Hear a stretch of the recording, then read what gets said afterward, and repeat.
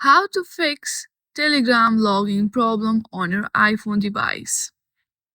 To fix this issue, first of all, what you need to do is hit on the App Store and then on the searching bar, search for Telegram and see if any updates is available or not.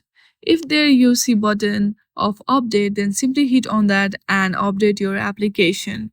Once you do that, if your problem is still not solved, then go through the settings and hit on general.